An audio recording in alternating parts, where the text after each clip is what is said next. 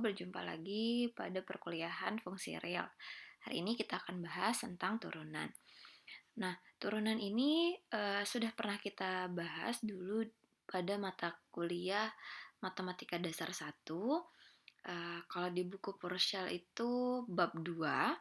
Silahkan Ananda buka lagi bukunya dan pelajarin lagi. Karena sebenarnya turunan ini ada 9 subbab dan pada fungsi real ini kita hanya memperoleh jatah satu pertemuan saja.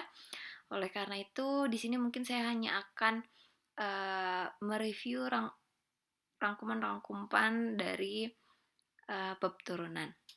Untuk lebih detailnya silahkan dibuka-buka lagi bukunya ya. Oke, sebelum itu marilah kita berdoa menurut agama dan kepercayaan kita masing-masing. Semoga apa yang kita pelajari hari ini bermanfaat untuk kita dan membawa berkah. Amin. Oke, nah sebelum membahas turunan itu sendiri, ini ada 2 buah contoh masalah yang bertemakan tentang turunan. Jadi untuk masalah pertama, ada seorang peneliti yang mengamati tinggi suatu tanaman selama 3 bulan. Nah, tinggi tanaman setelah bulan ke X adalah Fx desimeter. Nah, yang memenuhi rumus hampiran, ini rumusnya, fungsinya, dan intervalnya adalah 1 sampai 4. Nah, kita diminta untuk menentukan besarnya laju pertumbuhan tanaman setelah bulan kedua. Berarti bulan kedua adalah pada X sama dengan 2. Jadi dari bulan pertama sampai bulan keempat ini kalau dihitung ada 3 bulan. Oke. Nah, seperti apa solusinya? Permasalahan ini bisa kita tuliskan dalam bentuk matematis. Kita kan mau cari tahu laju pertumbuhan tanaman. Makanya laju itu biasanya, masih ingat nggak tentang limit kemarin? Nah, jadi kita untuk melihat atau membuat laju pertumbuhan rata-rata dari tinggi tanaman terhadap waktu pada selang waktu T sama dengan 2 sampai T sama dengan X bulan adalah, jadi karena terhadap waktu, maka pembaginya adalah terhadap waktunya. Jadi waktunya itu adalah X, T sama dengan X, dikurang T sama dengan 2. Kita mau lihat lajunya. Jadi makanya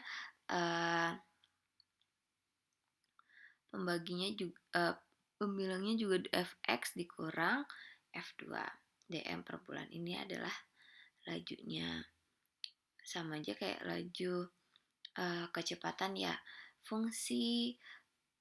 Fungsi jarak dibagi waktu itu adalah laju kecepatan. Nah, contoh masalah 2, ada manajer penjualan suatu industri mengevaluasi kinerja seorang sales baru selama 3 bulan kerja. Setelah bulan ke X, ia dapat menjual Fx 1000 barang yang memenuhi rumus hampirannya sama. Nah, X-nya dimulai dari 0 sampai 3. Jadi karena dia baru bekerja 0 sampai 3. Tentukan besarnya laju kenaikan penjualan setelah bulan kedua pada saat X sama dengan 2. Nah, serupa berarti ya fungsi lajunya, atau kita mau lihat laju kenaikan rata-ratanya. Jadi pada titik tertentu yang akan kita cari yaitu X dikurangi dengan bagaimana keadaannya pada saat X sama dengan 2. Nah, 2 ini sama fungsinya, T-nya juga dicari tahu, T sama dengan 2-nya juga sama, hanya saja di beda sudut pandang.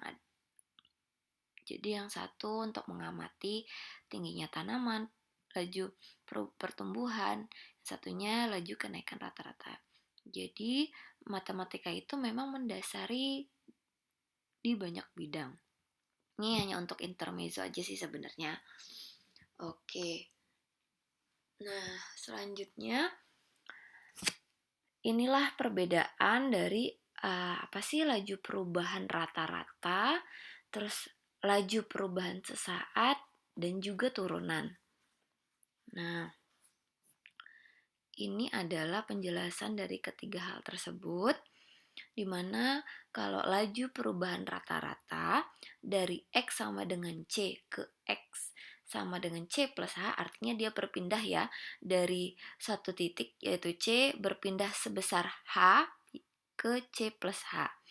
Maka laju perubahan rata-ratanya adalah seperti ini.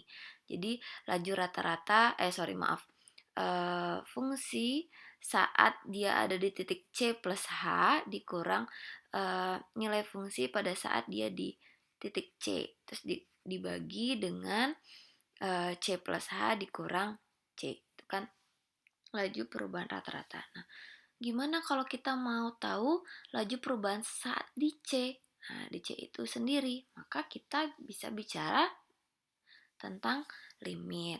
Nah, pertemuan sebelumnya kita udah bahas tentang limit ya. Oke, jadi itulah gunanya si limit. Kita mau lihat laju perubahan saat di suatu titik tersebut, yaitu di C. Nah, rumusnya kalian sudah paham nih. Nah, si turunan ini uh, bukan serupa, tapi artifisis dari turunan itu sendiri. Jadi turunan fungsi Y sama dengan fx di C, itu kan biasa kita notasikan dengan f aksen C ya. Yang artifisisnya itu adalah laju perubahan sesaat di C. Makanya kenapa definisi turunan itu adalah menggunakan limit atau sama dengan definisi laju perubahan sesaat, karena sama ya. Nah, jadi kalau misalnya turunan pada fungsi fx di x yang terletak pada selang I, maka notasinya adalah seperti ini. Jadi memang definisi utamanya itu adalah turunan itu adalah laju perubahan sesaat. Nah, kalau misalnya kita gambarkan secara grafis, nah si turunan itu adalah merupakan gradien garis singgung di titik C, FC. Jadi gradien. Nah, kemiringan garis di sini C, FC di titik ini. Nah, jadi saling terkait ya limit yang kemarin kita pelajari dengan turunan ini. Nah, makanya si turunan ini mungkin kalau kalian biasa pernah dapat aturan-aturan turunan, misalnya turunan dari sin itu cos. Nah, sebenarnya turunan suatu fungsi bisa kita gunakan limit untuk mencari suatu turunan fungsi. Oke, ini ada beberapa contoh perhitungan turunan menggunakan limit. Contoh yang pertama, fungsi x kuadrat. Nah, kalau pakai definisi limit, kita tinggal substitusikan ke definisi turunannya ya, yang ada pakai limit. Jadi kan tadi x plus h kuadrat, makanya jadi seperti ini. Nah, bisa juga pakai cara lain seperti ini. Nah, ini grafiknya dari x kuadrat. Oke, karena kita hanya mengulang, saya tidak akan lama-lama. Terus ini adalah turunan dari fungsi akar X. Oke, bisa kalian silahkan dicoba-coba sendiri ya, apakah sama caranya dengan yang saya berikan. Kemudian ini adalah penjabaran penurunan fungsi sin X menggunakan definisi limit, berikut juga dengan grafiknya biar lebih kebayang sama kalian. Oke, nah selanjutnya ini adalah notasi turunan pertama. Jadi ada yang pakainya Y aksen, ada yang pakainya F aksen X, ada yang pakainya DX, dan seterusnya. Ini adalah notasi dan juga cara bacanya biar tidak ketukar-tukar lagi. Kalau kayak gini sebutnya nggak DY per DX, tapi DY DX. Oke. Gitu juga kalau ini ya, mungkin sering juga ketemu ini adalah sebutnya ddx dari fungsi fx. Ini dx dari f dan seterusnya. Dan mungkin pernah juga ketemu notasi di buku yang bentuknya seperti ini. Ini juga merupakan turunan suatu fungsi ya. Y dot. Oke. Nah, ini adalah penjabaran tentang turunan itu turunan kiri, turunan kanan, dan turunan pada suatu selang. Sama seperti limit, ada limit kiri karena turunan ini itu sangat erat kaitannya dengan limit, maka ada turunan kiri, ada istilah turunan kiri, turunan kanan, dan juga turunan pada suatu selang. Nah, jadi kalau misalnya suatu fungsi limitnya ada, bukan tak hingga, bukan min tak hingga, maka fungsi ini dikatakan terdiferensialkan di C. Makanya turunannya ada. Oke. Ini sama kayak konsep limit ya. Jika limit kiri ada, limit kanan ada, maka limit fungsi tersebut juga ada. Nah, seperti ini. Maka turunannya ada turunan kiri ada, turunan kanan ada, maka turunan fungsi di C tersebut ada. Nah, ini adalah penjabaran dari turunan pada suatu selang. Kita sebut selang I. Kalau di selang buka artinya dikatakan terdiferensialkan pada selang buka jika F terdiferensialkan di setiap titik pada I. Jadi di setiap titik I itu dia terdiferensialkan semua. Oke. Nah, selanjutnya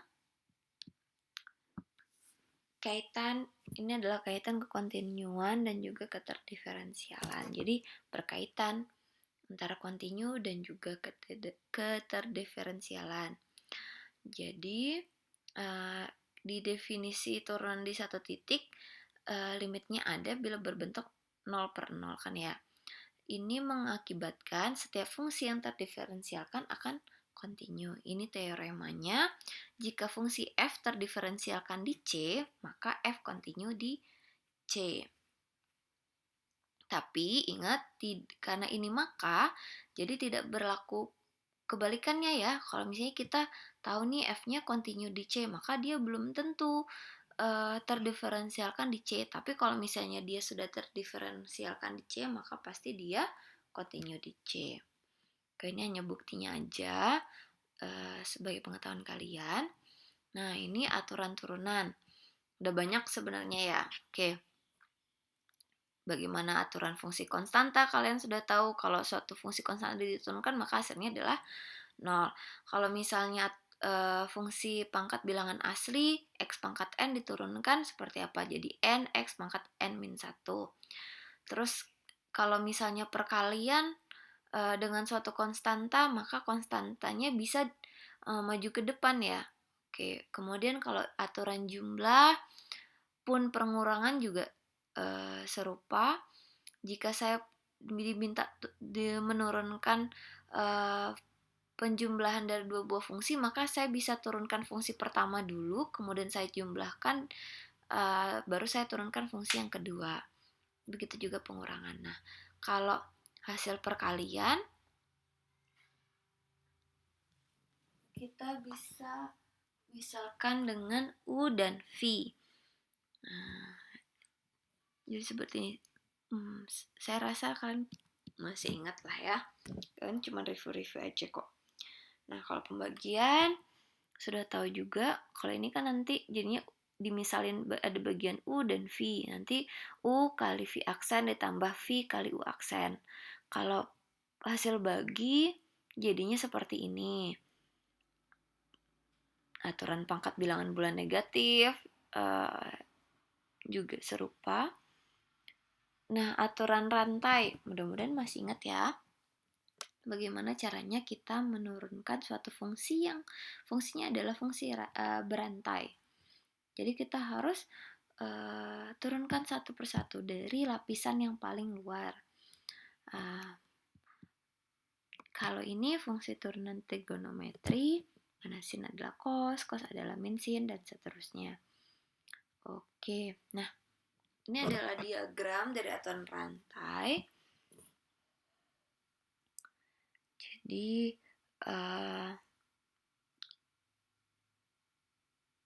sama saja aturan rantai itu adalah sebenarnya fungsi komposisi. Jadi ada fungsi di dalam fungsi. Maka kita bisa membuat permisalan, kemudian baru menurunkannya. Oke. Nah, kemudian ini ada contoh dari penerapan aturan-aturan yang udah kita bahas tadi sekilas. Nah, fungsi x sin kuadrat x itu turunan. Ini kan bisa jadi adalah merupakan turunan hasil kali perkalian, fungsi yang berupa perkalian.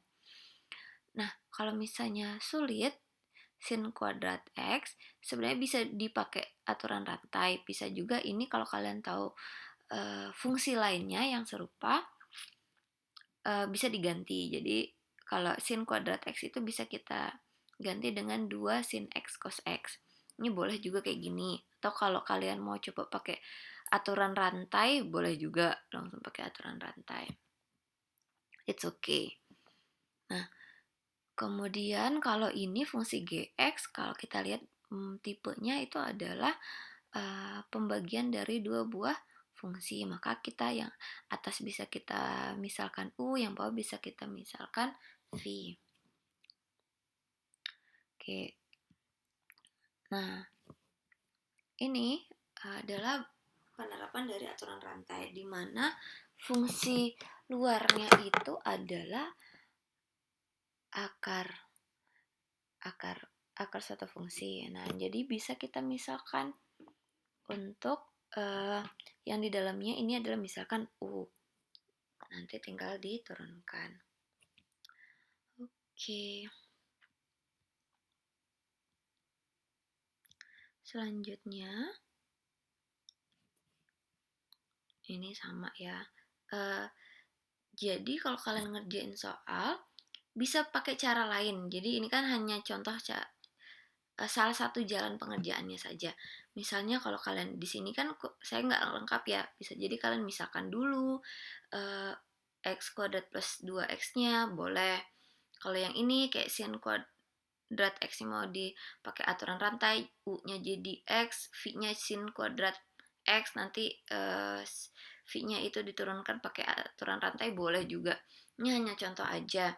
Jadi nggak harus, oh kalau kayak gini soalnya ngerjainnya berarti harus kayak gini, kalau nggak salah. Nggak ya, nggak seperti itu. Jadi banyak jalan menuju Roma. Silahkan dicoba-coba pakai cara kalian sendiri. Ini adalah fungsi mutlak. Oke, ini salah satu cara pembuktiannya saja. Oke. Selanjutnya, ini adalah turunan tingkat tinggi. Jadi turunan tingkat tinggi itu adalah maksudnya suatu fungsi diturunkan hingga n kali. Bisa jadi turunan pertama, kedua, ketiga, tergantung dari kebutuhannya. Nah, cara penulisannya bisa seperti ini ya. Kalau sampai 3 aja, ya aksen 3. Tapi kalau udah sampai 4, biasanya dinotasikan dengan seperti ini, dan seterusnya. Nah, diferensial. Diferensial dari peubah bebas X ditulisnya dengan dx. Ini notasi diferensial ya. Kalau dy tak bebasnya dinotasikan seperti ini. Nah, ini penulisan aturan turunan dan juga aturan diferensial. Apa bedanya mungkin nanti. Jadi kalian bisa lebih tahu apa sih bedanya turunan, cara penulisannya, dan juga diferensial.